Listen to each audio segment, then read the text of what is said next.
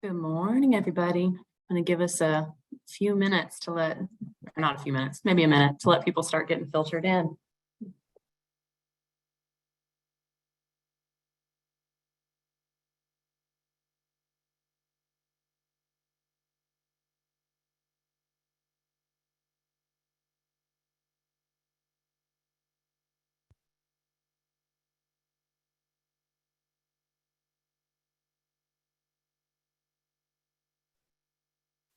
All right. Good morning, everybody, and welcome to the Central Carolina Area Agency on Aging December webinar. Today, we're going to have Keeping Connected, Social Isolation, Loneliness, and Older Adults. I'm going to take a minute to just go over a few of the Zoom etiquette features for the webinar. Kamaya, if you want to go to the next slide. All right, everybody. So you are automatically muted. You cannot see other participants, but you will be able to see speakers and hosts. If you have any questions, we'll just go ahead and put those in the chat box. And today's session is being recorded and will be available on our website. So if you want to rewatch or share, that'll be posted there. And you'll also receive the PowerPoint slides from today. I know that's a popular question. All right, let's go to the next slide. All right, so today we are very excited. We have a wonderful sponsor with Claris Healthcare, and we have Jake Levy with us here to talk a little bit about that. Good morning. Kamaya, I'm going to just share my slides real quick. I've just got a couple of remarks, and I'm going to grab the baton here. Just got about 84 slides I'm going to go through. Just kidding. Everybody see my screen, I hope. It is truly an honor to be sponsoring this event. I was telling the panel earlier that at the beginning of COVID, when Claris Companion was really looking at ways that we could help address the very serious public health issue of social isolation in older adults, it really was North Carolina that stepped up.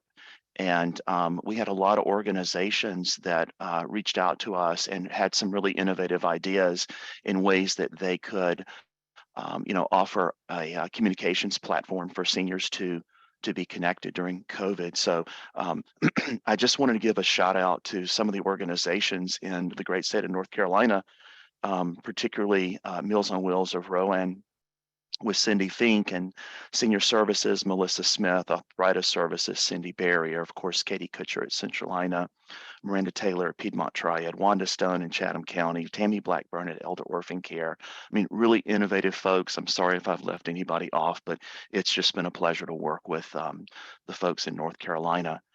We are proud to offer a very unique platform that allows families and care organizations a common communication platform to improve the quality of life for older adults at home. That's our mission. It's been our mission since 2012.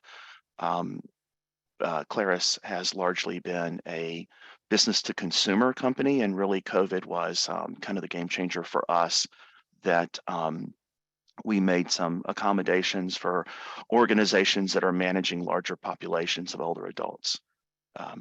And so that was great. There are three major components that make up our platform. Many of you may be familiar with the Claris Companion tablet. I think one of the challenges of providing any level of technology out to this demographic is just being able to manage it properly, keeping it simple. Our platform provides not just a tablet, but a management console that allows our care providers to easily communicate with their older adults at home. Family members can also communicate. And then we learned a lot about the importance of reporting and analytics and being able to kind of monitor and see what was going on, and provide data back to our care management organizations. As I mentioned, we work with a lot of really phenomenal companies across North America. We're very proud to be involved with US Aging, and really excited about this talk today. So again, thank you for the opportunity to participate and sponsor this event, and I will turn it back over to Kamaya. Thank you so much, Jake. All right. I think we are going to move along and start letting our wonderful speakers present. And here they are. So we have Sara Maloney from US Aging and Rebecca Freeman with the Division of Aging and Adult Services. And I think Sara is going to kick us off today. I believe I am. Thank you, Caitlin. And thank you, Jake, for sharing about Claris. There is such an important piece about technology in this space. So hello, everyone. I am so excited to be here. I am Sara Maloney, as Caitlin said, and I am the program manager for Commit to Connect with US Aging. And I am here to talk a little bit about promoting social connection across the United States. So let's go to the next slide. All right. So just to share a little bit about myself and the organization I represent. So US Aging represents and supports the national network of area agencies on aging and advocates for the Title VI Native American aging programs that help older adults and people with disabilities live with optimal health, well-being, independence, and dignity in their homes and communities. And I invite you to come visit our website because we do have many wonderful things happening at our organization. So please visit that when you have a chance. All right, thank you. So now I'm going to go into what is Commit to Connect. So US Aging became the coordinating center for Commit to Connect in May of 2022. Commit to Connect is a campaign developed by the Administration for Community Living in partnership with multiple organizations to combat the social isolation and loneliness experienced by older adults, people with disabilities, and their caregivers. The aim of the initiative is to foster a nationwide network of champions at the local, state, and national levels who are committed to addressing social isolation and loneliness. Much of the work Commit to Connect is done in partnership from when Commit to Connect was initially conceived in 2020 and the development process was collaborative. And now we move ahead in this current phase, we are focused on gathering input from our advisory group. And our advisory group members include representatives from the National Indian Council on Aging, the National Council on Aging, Meals on Wheels America, Advancing States, US Aging, Foundation for Social Connection, the AARP Foundation, and Centers for Independent Living. And you're welcome to go to committoconnect.org to learn more about the structure and function of Commit to Connect as well. And I'll tell you to visit our website a couple times during this presentation. Next slide.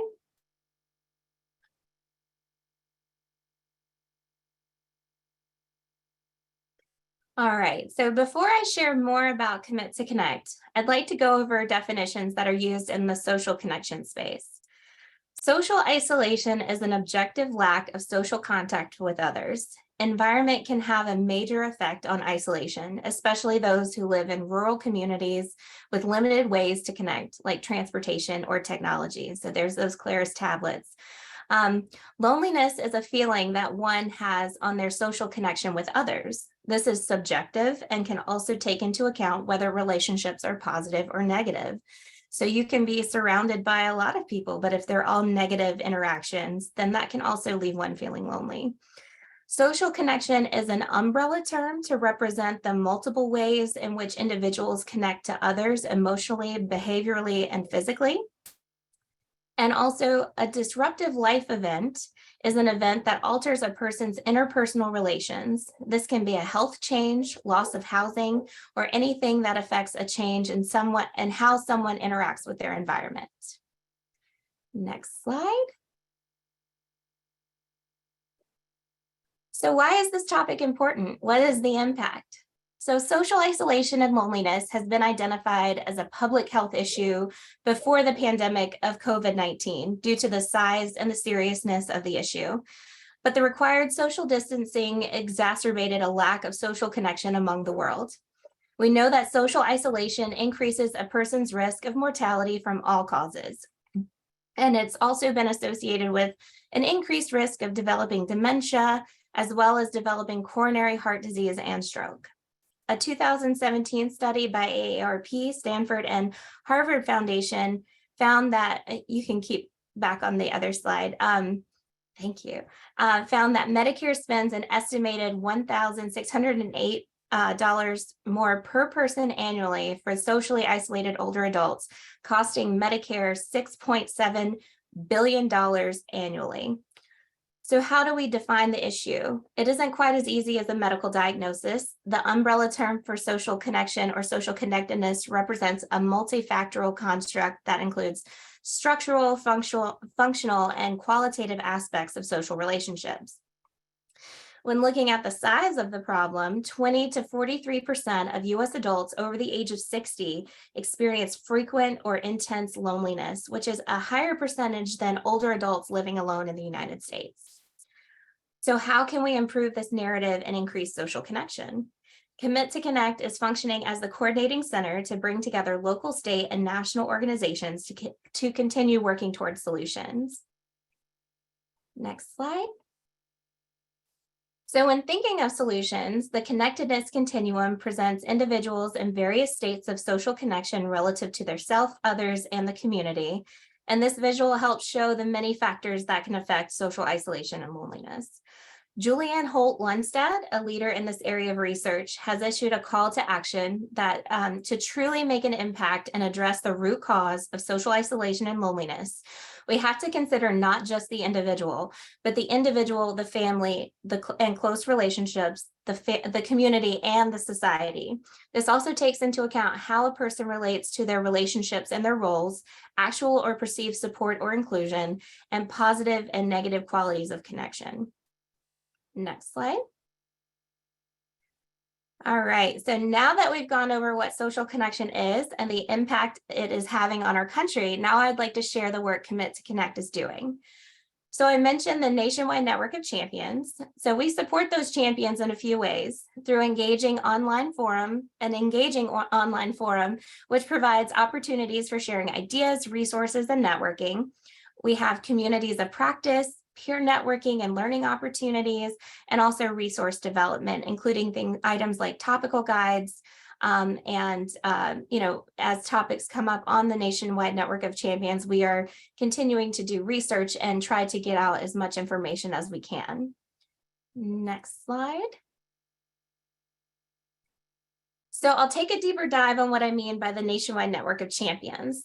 So as a network champion, you're part of a group of passionate leaders and innovators at the local, state, and national level dedicated to ending social isolation and loneliness. So examples of potential champions include, and it's a really broad list. I don't think there's anybody that can't be included, but staff and volunteer leaders from community-based organizations, local foundations and philanthropic organizations, educational institutions, senior centers, parks and recreational departments, respite providers, senior housing, long-term care, faith-based organizations, centers for independent living, healthcare organizations, veteran service organizations, state associations, state government, or national associations and organizations as well. So you will have an opportunity to connect and gain support from a collaborative network via an online networking hub and stay informed on the latest research, tools, and public awareness efforts. So, and when you join the hub, there is not a certain time commitment. It is as much as one wants to put into it. Champions will have an opportunity to participate in relevant learning and professional development activities such as discussion forums, working groups, and events. This service launched in 2021, and now we're really looking to grow it. We post resources and discussion threads regularly, and what's cool is seeing the champions post back. Whether it is someone else sharing a resource they have, or a service, or sharing a new technology they've learned about. Again, items like the Claris tablets are shared a lot as well. We all can't know everything, so it's a great way to connect with others who care about this topic. So joining the Commit to Connect nationwide network of champions includes 3 steps. Review, complete, and submit the brief registration form that is available on committoconnect.org. You'll receive an email that confirms receipt of the application. And once the application is approved and processed, your new champions will receive an email with access to the online network hub, and then you'll have access to the forum. Next slide. All right, so other ways to engage with Commit to Connect is by signing up for our monthly newsletter on our website. Again, that's at committoconnect.org.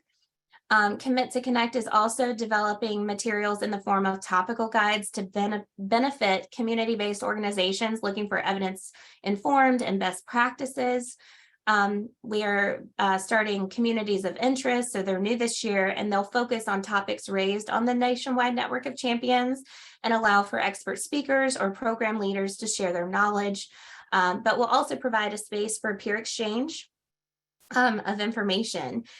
And the nationwide network of champions will also host a peer-to-peer exchange quarterly to exchange information, relationship building, and discussion of challenges and best practices in the space.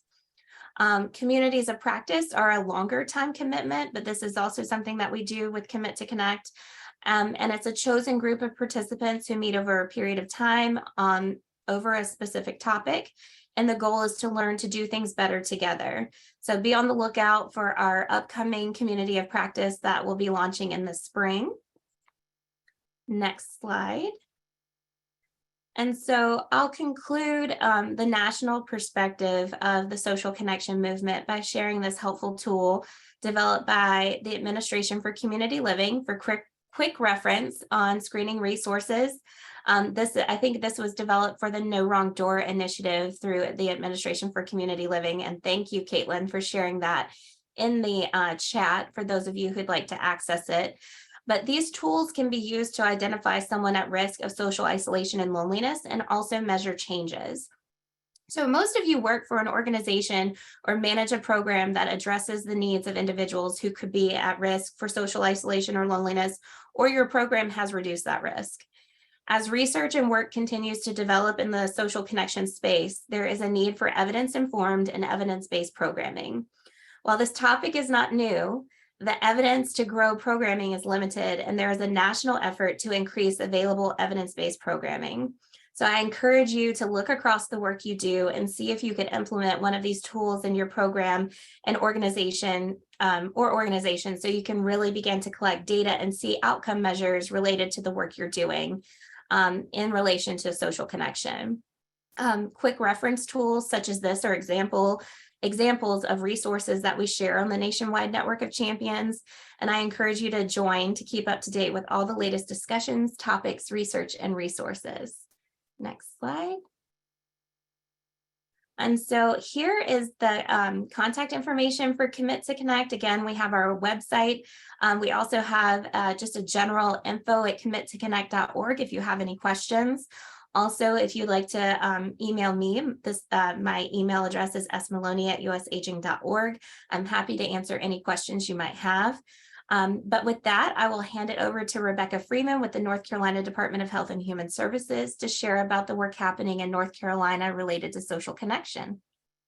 And thank you. Good morning, all. And while I'm waiting for my slides to get pulled up, I will just thank Centralina for having me today, and thank all of you for being here to listen to me talk about something that's been near and dear to my heart since 2008, when I was working at the Northern Wake Senior Center in Wake Forest, North Carolina, and didn't know social isolation as a term, but I knew that the programs that we provided made a difference. I heard from people all the time that the Senior Center had saved their life, had made such a difference. And now I really understand the connection between the engagement that we offered and the importance of all the things that Sarah mentioned with regard to health. So we can move on to the next slide. I'm going to talk mainly about what we've been doing at the North Carolina Division of Aging and Adult Services, which is one division within the Department of Health and Human Services, to address social isolation and loneliness. And this slide, I really just wanted to point out that we started a work group back in April of 2020 when the pandemic first began, because we knew that many of the resources that North Carolina has had available for many, many years, such as our great senior center network, congregate nutrition sites, etc., were shut down. And we knew that there was something that needed to be done. We didn't know exactly what needed to be done. You can see here, I think Sarah mentioned the model of not just looking at the individual, but the support and the systems that they're in. again, that was something that we had thought about early on. And the other thing I wanted to point on is that with this work, we expanded pretty early on to include elevated suicide risk. So we have used an acronym that you see on the left, SILES, which stands for social isolation, loneliness, and elevated suicide risk for our work for a couple of years now. So if you would go to the next slide.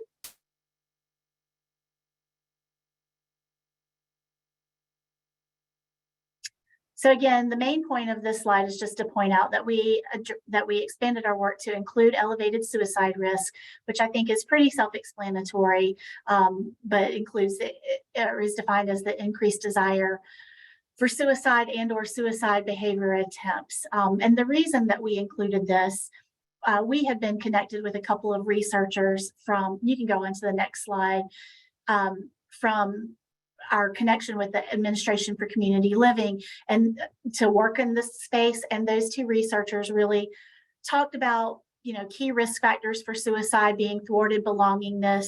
I can't think of the other one, but anyway, it was very highly connected to social isolation. If a person doesn't feel like they belong anymore, feels like perceived burdensomeness, feels like they're a burden to society, then they're at higher risk of suicide. But both of those, thwarted belongingness and perceived burdensomeness, is also something that you might experience if you're socially isolated. So our initial work, we brainstormed many possible interventions, including the use of animatronics, a statewide hotline that people could call. But ultimately, with the capacity that we had and our partners had, we landed on two initiatives. First, as I mentioned, we were connected with those two researchers who were doing a lot of work in the space, one from Virginia Tech and one from Georgia State University.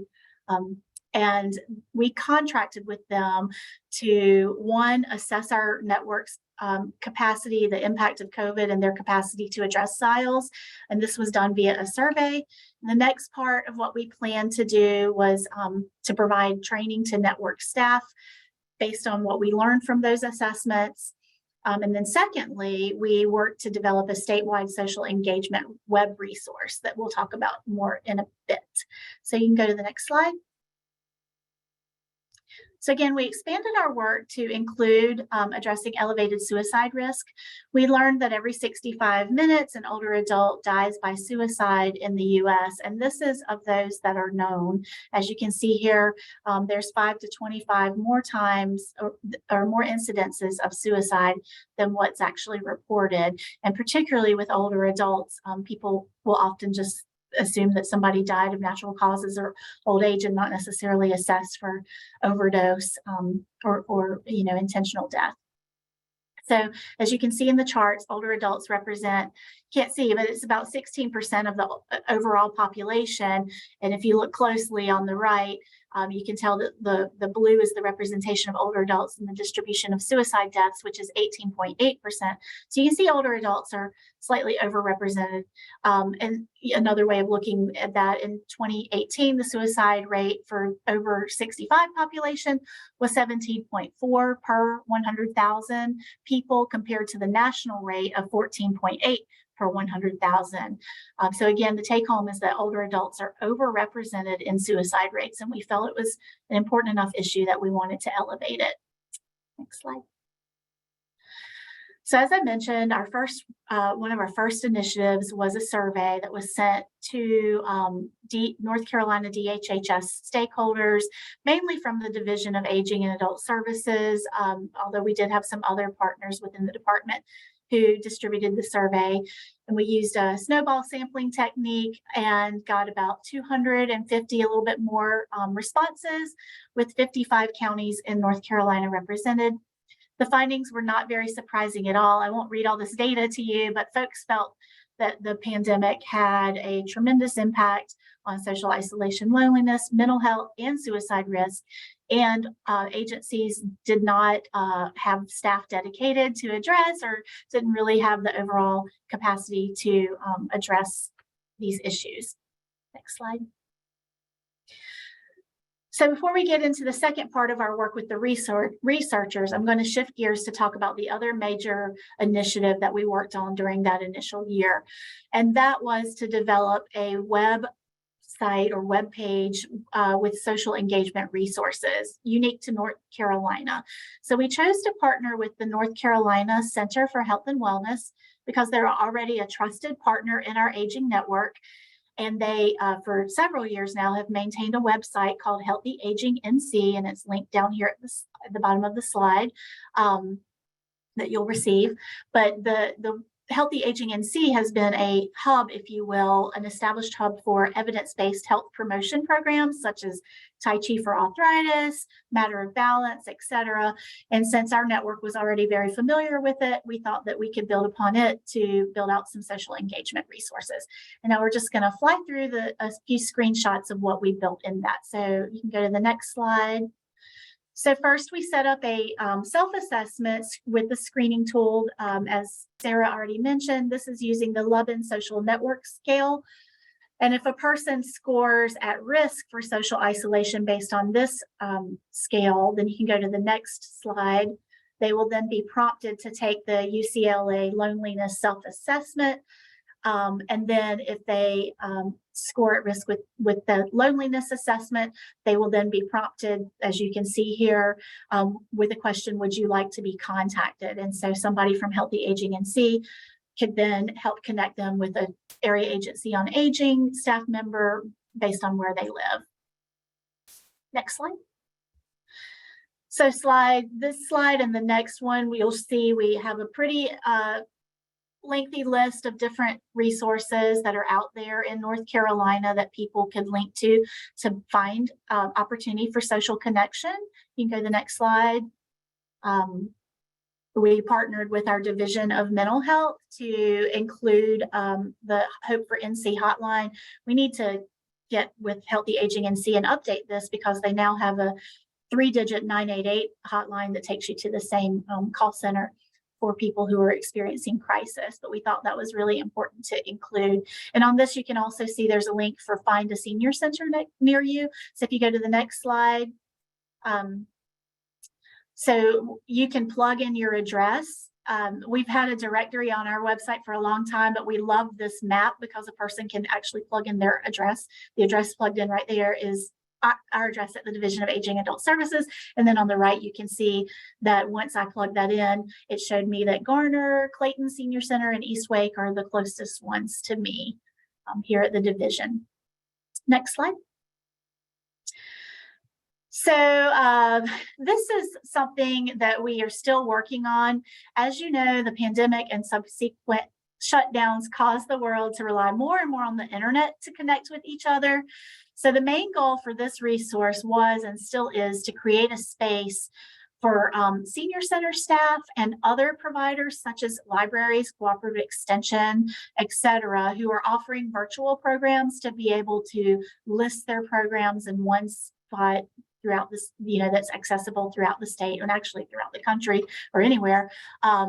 But we ran into some stumbling blocks in getting this to the finish line. And then in 2022, it hasn't been a big focus of ours, but we hope to resume working on it in early 2023. And I'll talk about that a bit more in a moment. So next slide.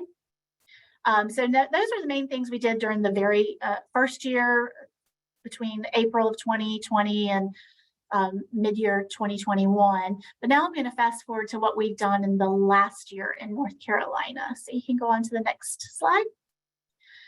So we learned from the survey that we needed to address the capacity issues that were revealed by the survey, and also just from hearing from people throughout the network. So the second part of the work that we did with the researchers was to make trainings available to help address social isolation, loneliness, and elevated suicide risk. Sara mentioned evidence-based practices. So ACL funded the two researchers that we're working with, who are Dr. Matt Fullen and Dr. Lauren Shannonhouse. Give a shout out to the incredible work they're doing to help develop a program that hopefully will eventually have enough evidence behind it to be considered an evidence-based program to address social isolation and loneliness. And that program that they are developing is called the Belonging and Empathy, or the B training. The training is based on research that shows that all people want and need to belong, and that, as I said earlier, thwarted belongingness is a key risk factor for suicide, but that even one important connection can help create a sense of belonging. So the goal of the training is to also help build empathy skills, which in turn allows staff to help people feel like they belong. You can go to the next slide. The second part of the training that we did was to offer the Applied Suicide Intervention Skills, or ASSIST training, which is a 2-day, 14-hour standardized suicide first aid training that's been recognized by the SAMHSA Evidence-Based Registry and other organizations and used in crisis centers across the country. Next slide. So we ended up deciding to pair the two trainings in North Carolina so that people would have what we felt would be a more well-rounded skill set that allowed them to help people who are experiencing various levels of pain, from social isolation, lonely, to even being at higher risk or actively suicidal. So as you can see here, we provided 7 virtual B trainings and 3 in-person ASSIST trainings that were held in various locations strategically across the state so that it would be convenient to people no matter where they lived. And we ended up training about 60 people during the summer of this year. Go to the next slide. So because we were partnering with 2 academic researchers, we were fortunately able to measure the effectiveness of this training. And as you can see here, all 3 key indicators that they were looking at, comfort, competence, and confidence to intervene with a person at risk of suicide, were significantly increased from pre-test to post-test. From pre-training to post-training, which means that the aging leaders that we trained felt more comfortable, more competent, and more confident to intervene when a person is at risk of suicide. They also demonstrated significant improvements in level of skill. So next slide. But for DAS, we really like to hear the stories that people tell. So I captured just a few of the quotes. We had a lot, pages and pages of feedback that we received from this. So as you can see, one person said they felt it was one of the best trainings they've been to. They felt that they could do something for people with mental illness and suicidal thoughts. Another person said it was a wonderful program and gave people the tools they needed to meet the needs of their clients. And then finally, they felt that if they could be of help preventing just one suicide, then they've been successful. So we were really happy with the results of the training and hope to do another round of them in spring of 2023. Next slide. So another major initiative of 2022 was the launch of the North Carolina Institute of Medicine Healthy Aging Task Force. And as you can see here, the framework of that task force, actually the work stemmed out of the falls prevention work that we are partnering with. But when we got the task force formed, it was decided by the steering committee that we wanted to expand beyond falls prevention to include healthy aging, things that are associated with healthy aging. And we use the Association of State and Territorial Health Officers recommendations, which we just say ask their recommendations to frame that task force. But a big part of what we are looking at, one of the buckets, if you will, is social isolation. And I'll say that that task force meeting, when we focused on social isolation, was the most interactive. People had a lot to say about this topic. I think we'll have some really good recommendations that come out of the task force related to social isolation. Next slide. And so we're really excited about that because the North Carolina Institute of Medicine has a really strong track record of seeing its recommendations partially or fully recommended, as you can see on this slide with our example from the Dementia Capable North Carolina Task Force that was held a few years back. Next slide. So finally, one last initiative of 2022, which actually began in 2021, was with our partnership with the North Carolina Medicaid office. Without getting into too many details, North Carolina Medicaid had the opportunity to receive substantial additional funding, but had to submit a spending strategy up to CMS, the federal organization, before getting that funding. And so they reached out to the Division of Aging Adult Services for a strategy around creating social connections. We had a very short turnaround time to develop a strategy, and honestly felt that more research was needed before we made some big commitment for particular intervention. And so we requested $1 million to hire a social isolation, loneliness, SILS, if you will, project manager who would convene a departmental task force who could spend time thoughtfully determining 1 to 3 interventions to implement. And this was going to be a 3-year project. Next slide.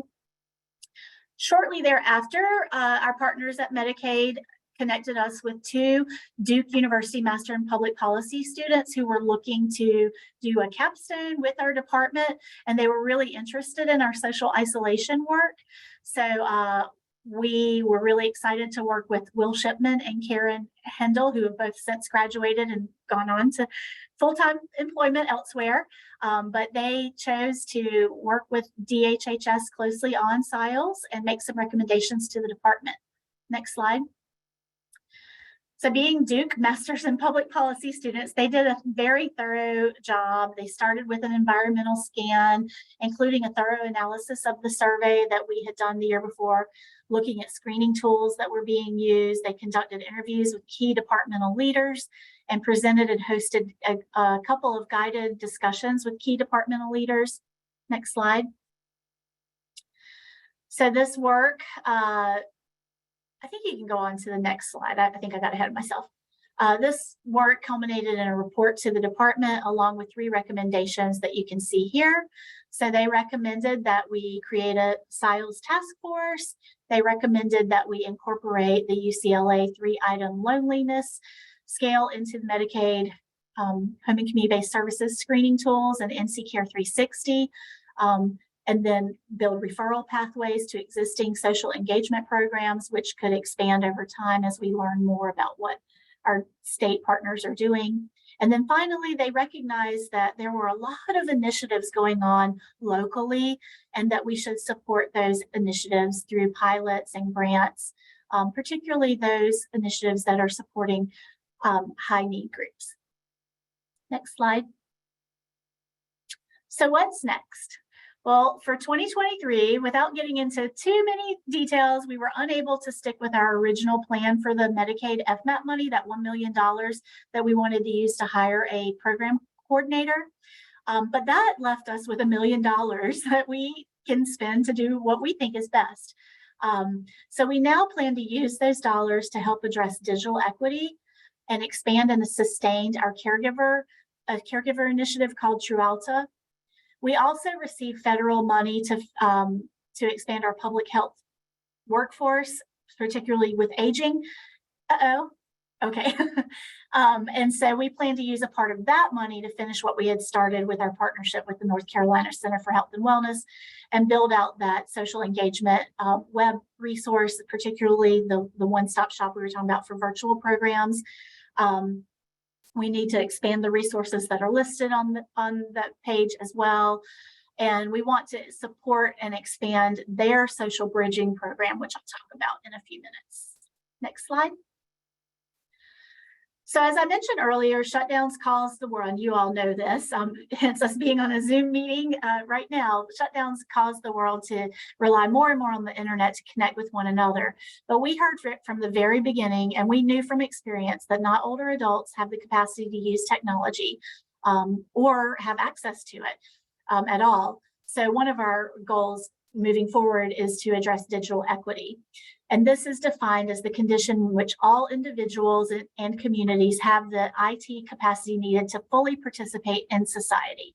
And the pathway to digital equity is called digital inclusion, which are activities needed to ensure that all have access to and use of information and communication technologies. This includes not only affordable broadband, but also devices, access to digital literacy training, technical support, and materials to encourage individual self-sufficiency over time so that they don't need to rely so much on other people to help them. Next slide. So all states received funding from the American Rescue Plan. North Carolina's Division of Aging and Adult Services received $43 million, which was distributed to our 16 area agencies on aging. But because we had this additional funding, it gave us an unprecedented opportunity to look at our existing services and see what else was needed, and led the division to authorize new fundable services for the first time since the early 90s. Two of those services are specific to addressing digital equity. So one is the ARPA Social Isolation Digital Technology Purchases Service. That's a mouthful, but it allows AAAs or providers who use this funding specifically to buy devices as needed for individuals. And we define devices very broadly. It could be a webcam, it could be a tablet, it could be, a device that helps connect to the TV, etc. And then the second part of that was also ARPA Social Isolation Digital Training and Programming, which was funding that will allow staff, AAA or provider staff, to spend time providing digital skill building or virtual programming. Next slide. So in addition to creating the new fundable services, DAS is now looking at using, and when I say DAS, I'm sorry, the Division of Aging Adult Services, otherwise known as DAS, is now looking to use a portion of its Medicaid money to contract with professionals with expertise on addressing digital equity to help develop a digital navigator curriculum. And we've also applied for a grant that, if funded, and we should be hearing any day now, so fingers crossed, if we receive this $1.2 million that we applied for, we'll be able to hire and train digital navigator master trainers in each of our 16 AAA regions, who could then train lay leaders in best practices in providing digital navigation skills to older North Carolinians and build out other resources related to digital equity. Next slide. So I'm going to shift gears. That's one big project. And again, part of that is grant funding dependent, and we're feeling pretty optimistic, but we haven't heard yet. So the next part was expanding our True Alta platform. So in North Carolina, we know that 1 in 5 adults consider themselves caregivers, and that almost 500,000 caregivers are providing care to those living with Alzheimer's. That care equates to over $7 billion of unpaid care in North Carolina.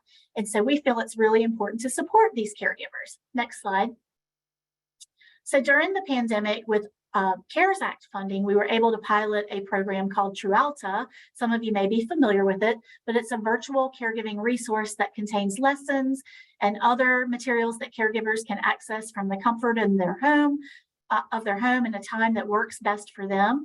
You can see here, there are also social features that help address the isolation that many caregivers experience because of their demanding caregiver responsibilities. Next slide. So since that program rolled out a couple of years ago, we have had over 900 caregivers join, hoping to hit 1,000 before the end of the year. You can read some of the other statistics here, but the point is, it's a great program that shows a lot of promise, and we want to support it until we can figure out a long-term sustainability plan. Because of its link to addressing social isolation, we were approved to extend the contract with our FMAP dollars. So that $1 million part of it's going to go to supporting True Alta. Next slide. You can see here that both staff and caregivers have provided positive feedback on the program, and we're happy that we'll be able to keep it running now with the FMAP dollars for at least a couple more years. And this will allow us time to continue gathering data and support, and hopefully find a long-term sustainability strategy. Next slide. Finally, I mentioned expanding our partnership with the North Carolina Center for Health and Wellness to support a program they initiated through grant funding at the start of the pandemic called the Social Bridging Program. And this program that they started pairs student volunteers with older adults who are socially isolated. And these volunteers are trained to help people access resources, including resources that address digital equity, in addition to providing social support just by talking and listening. We're still working on this contract with the Center for Health and Wellness, so the exact scope of this work is to be determined, but we do plan to support it. Next slide. So that's everything I wanted to share about the initiatives that the North Carolina Division of Aging and Adult Services is doing. But I did want to make sure that you all had access to information that the Suicide Prevention Resource Center published in 2020, because I think it's a really good document. It's very concise. but also comprehensive. You can access it from the link below. They tell us that there are really 3 steps to addressing social isolation and loneliness. One, just recognizing that social isolation or loneliness could be an issue with a client. Second, assessing for it. And then third, connecting people to services or resources matched to their personal needs and preferences. Next slide. So here's a flow chart that reflects pretty much the same information. So the first thing that you would do is consider loneliness. Consider whether an individual may be lonely or socially isolated based on their life situation and risk factors. And don't wait for them to tell you. And the second thing you would do is, if you suspect that loneliness is an issue, assess them using the UCLA 3-item loneliness questionnaire or another brief tool. Sara shared a few different options. And then third, and most importantly, if an individual is lonely, try to understand why using an empathetic, non-directive, active listening approach. There could be multiple reasons. Is it that they have limited social skills? Is it that they have low social support? Is it limited access to social interactions? Or is it unhelpful thoughts about social situations? And so fourthly, you would suggest resources that may be helpful in addressing the causes of the individual's loneliness. So inquire about and acknowledge the individual's preferences. If it's, that they have a need to improve their social skills, then you might, rather than say, oh, go to the senior center where they could feel very overwhelmed, recommend an online social skills training or psychotherapy focused on developing social skills. If they need increased social support, then you might suggest virtual connections or groups, or you might set up friendly visitors or other in-home support services. If they have limited access because of, mobility, transportation, you might connect them with transportation assistance or other assisted devices. And then finally, if they have unhelpful thoughts about social situations, cognitive behavior therapy or mindfulness meditation have both been shown to be highly effective at addressing those issues. And so I think the next slide is just my contact information. But if you have any questions about any of the things that I've discussed, feel free to reach out to me. I'm happy to share more. Always looking for people to share their ideas as well. Thank you. All right, everybody. I know we have a little bit of time left. So if you have questions, now would be a great time to throw those in the chat box while we have Rebecca and Sara here with us.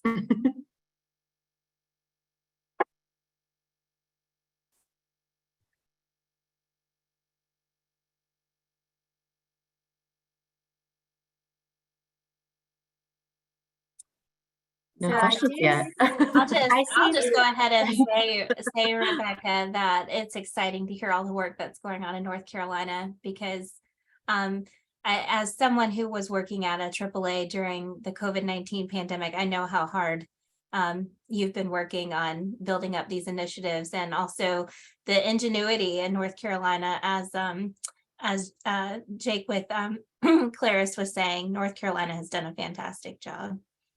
So.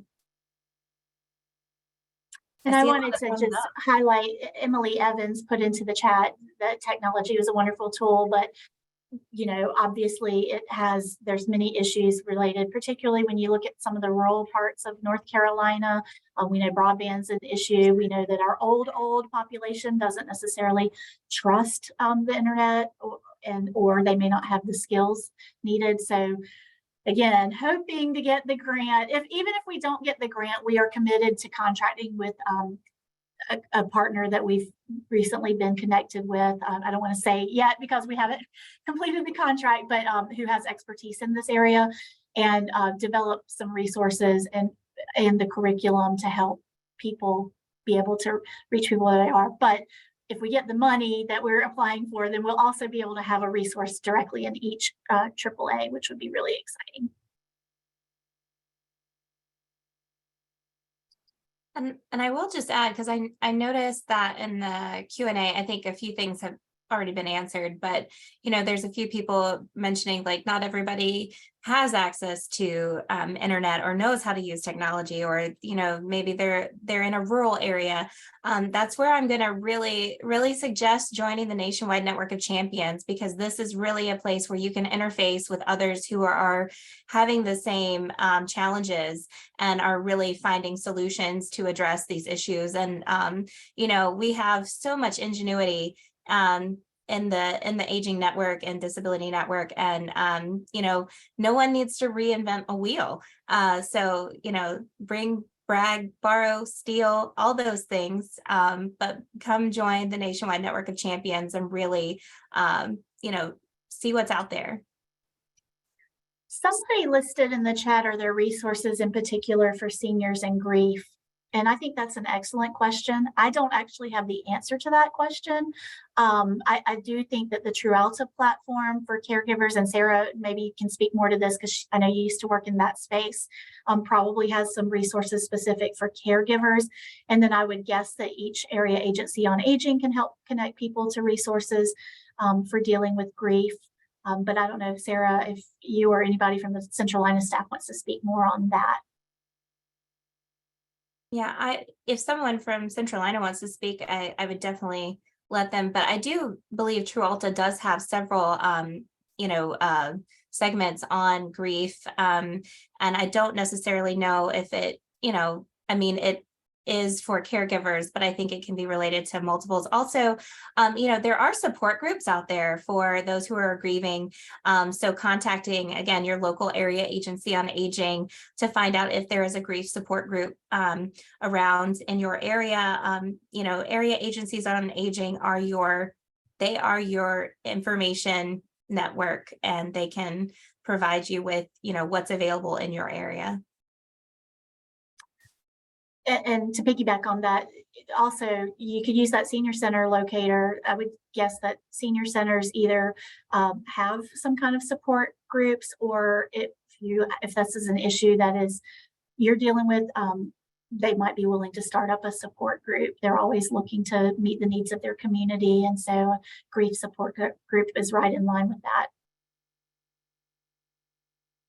I see a question by Laura in the chat as well. And I'm sorry if I'm skipping over others, but I see it's about technology skills and, encouraging older adults, teaching older adults, or multi-generational options working well. And I will say again, going to that Nationwide Network of Champions, there are multiple intergenerational programs that are, younger generations teaching older adults how to do many different activities, or just interacting with them, building relationships, social relationships, to reduce that social isolation and loneliness.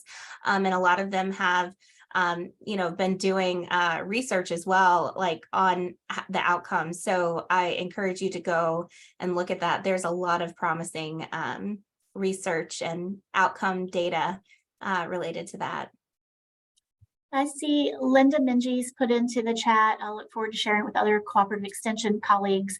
So we did list cooperative extensions, as you may have seen, as a resource with the social engagement. And I'll also, Dr. Carolyn Bird, who works at NC State with the Cooperative Extension Office, is one of the partners that we had collaborate with our grant application. And I know they are also applying for with somebody else for the digital equity grant. So we definitely recognize the value of the cooperative extension agencies as potential extension of this work. And I also see a question that maybe I can help. The combating vaccine hesitancy is an important issue. Yes, absolutely an important issue. It's a very challenging issue, but each of our area agencies on aging did receive dollars to help address vaccine, expand access to vaccines, and have done an excellent job trying to get the word out there. And our department has, been putting a lot of information out. I serve on a committee, and they recently said we need to do more with older adults. So it's definitely on the radar. It's a tough nut to crack, but we are working on it.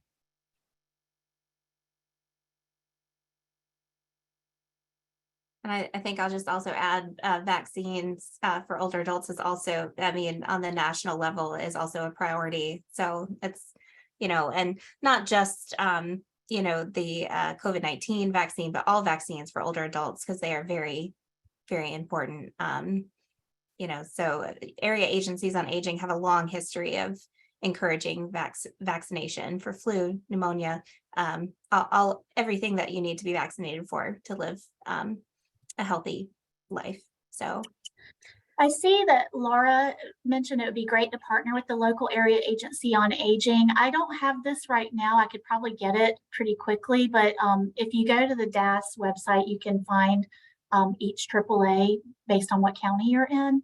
I don't know, Laura, if you want to type into the chat which county you're in, and we could we could help connect you with the AAA that you're in, the region you're in. Absolutely. If you're in our region, let me know. I can shoot you my email. I think I have the link here, so I will put it in here. It has the map of North Carolina and the breakout of the county. So you just identify your county and it'll tell you which AAA.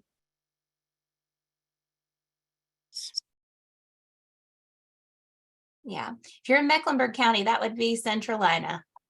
That would be these beautiful ladies right here. So it looks like she found it, Mecklenburg County. Yeah. All right.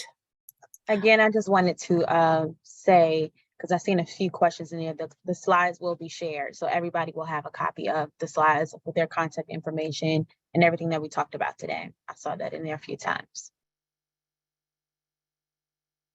Also, I see someone asking about Aging Network Conference. I don't know, Centralina, if you guys want to share about your conference. So we do host an annual conference. It was in October this year. And normally, like I said, we have one every year, but next year we're hosting the SE4A conference. And so we will not have a Centralina conference, but we'll have an SE4A conference in Asheville. And so whenever I send out the follow-up information, I will include that. I don't think registration's open yet, but when it is. There's also the North Carolina Association on Aging conference in March. I don't remember the exact dates. I think information has gone out about that, but it's in March. And if you look up on the web, North Carolina Association on Aging, you can find information about theirs. Yeah, so if everyone's interested, I can throw those links in, send you a email full of great information. All right. Do we have any more questions? And again, I'll just send in this plug one more time. Please come and join us on the Nationwide Network of Champions if you are working in this space or thinking of working in this space and need resources. And again, it's not just, how to connect volunteers on a phone call, volunteer program. It's looking at transportation, it's looking at housing, it's looking at all of the environmental factors. So please, if you want to join and really join the conversation, we welcome you to come and see what we're about.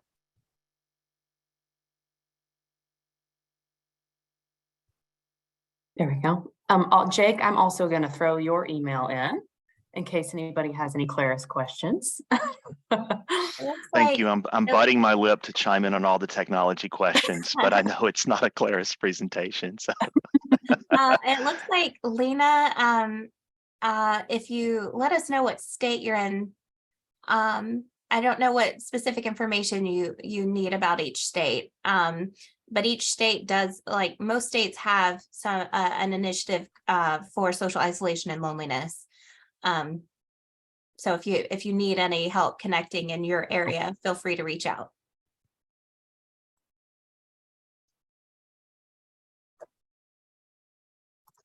Perfect. I was just checking the chat. All right, everybody. Well, thank you so much for coming. Big thanks to Sarah, Rebecca, and Jake as well. And we hope you will join us for our next webinar. And so I'll send that information out as soon as we confirm. All right. Thank you, everybody. Thanks, everyone. Thanks, everyone. thank you, everybody. Happy holidays. Happy holidays.